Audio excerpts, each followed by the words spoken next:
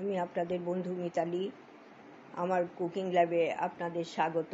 একটা নতুন খাবারের সঙ্গে পরিচয় করাবো। বন্ধুরা ভালো আছেন সবাই?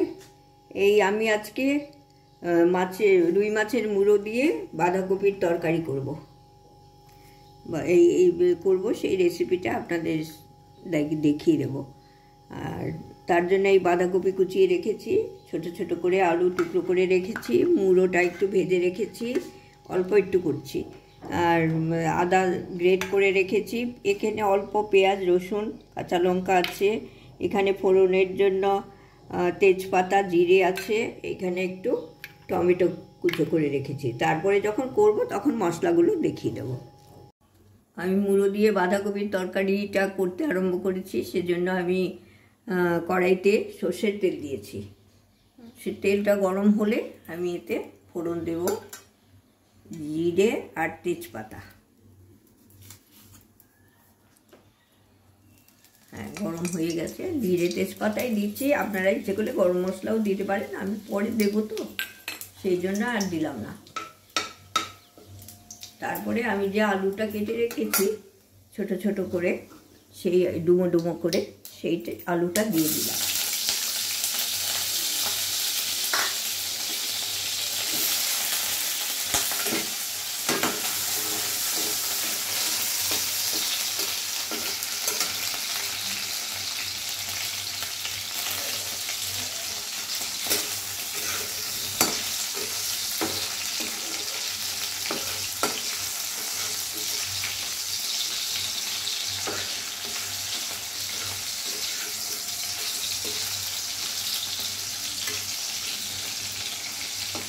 আলুগুলো একটু ভাজা ভাজা হবে, একটু নরম হয়ে এলে তারপরে আমি পেঁয়াজ আর রসুন একটু দিয়েছি। পেঁয়াজ রসুন না দিলেও চলে, আমি সামান্য একটু দিলাম। আমি এবার পেঁয়াজ আর একটু রসুন কুচি 3-4 কোয়া রসুন দিয়েছি ছোট ছোট, আর একটু লঙ্কা আমি বেশি দিচ্ছি না, আপনারা দেবেন, আমরা কম ঝাল খাই সেই জন্য। এই পেঁয়াজটা দিয়ে দিচ্ছি, আলুর সাথে একটু নাড়াচাড়া করে নেব।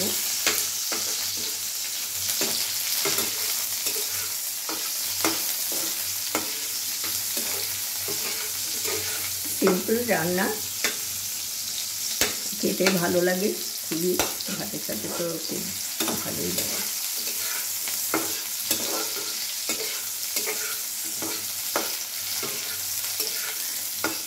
হ্যাঁ, আমি এখন টমেটো 2-4 টুকরো টমেটো দিয়ে দেবো। বেশি দিচ্ছি না, খুব কম করছি তো, মুড়োটা কম ছিল সেই জন্য পরিমাণটা কম ছিল।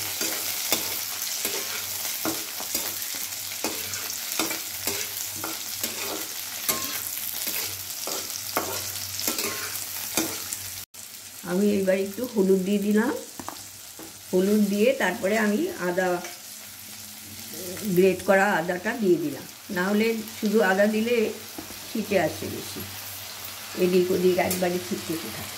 হলুদ দিলে একটু ওরা একটু নিস্তেজ হয়। হলুদ দিলাম, হলুদ দিয়ে নেড়ে তারপরে আমি বাদবাকি মশলা দিয়ে দেবো।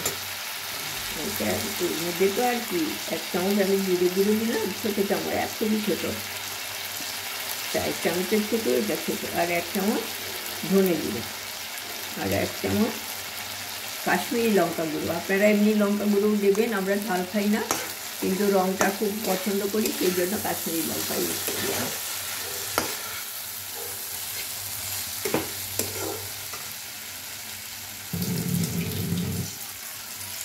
একটু জল দিয়ে দিলাম যাতে মশলাটা না পুড়ে যায়।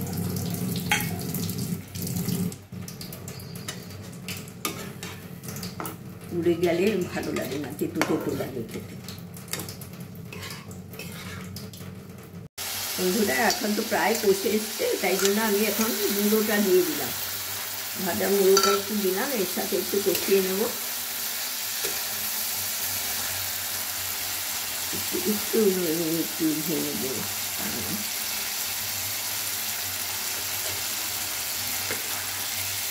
ভাঙা হয়ে যাবে সব আস্তে আস্তে। এই যে তেল ছেড়ে গেছে, এই যে তেল ছেড়ে গেছে, ওটা একটু নাড়াচাড়া করেই আমি বাঁধাকপিটা আমি করেছি কি, বাঁধাকপিটা একটু ব্লাঞ্চ করে নিয়েছি। এটা হেলথের পক্ষেও ভালো, কারণ এই অনেক সময় তো সবজির ইয়েতে পেস্টিসাইড দেয় পোকামাকড় মারার জন্য। তারপরে একটু যদি ব্লাঞ্চ করে নেওয়া হয় তাহলে ওই ভয়টা থাকে না, শরীরের ক্ষতি হয় না তাহলে কোনো। অথচ হালকা ব্লাঞ্চ করাতে ভিটামিনও নষ্ট হচ্ছে না, সবই থাকছে। বাঁধাকপিতে তো জানেনই ভিটামিন কত আছে।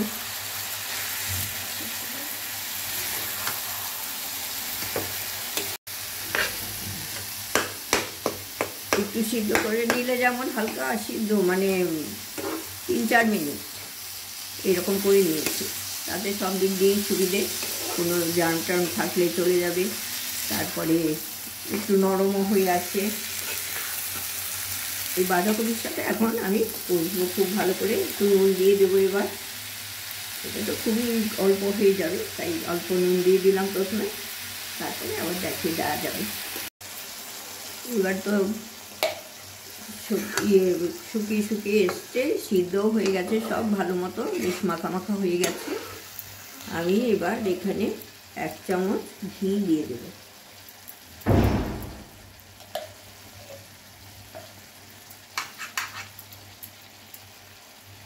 ঘি দিয়ে দেবো আর একটু শাহি গরম মশলা দিয়ে দিলাম। আমি শাহি গরম মশলাই ব্যবহার করি সানরাইজে।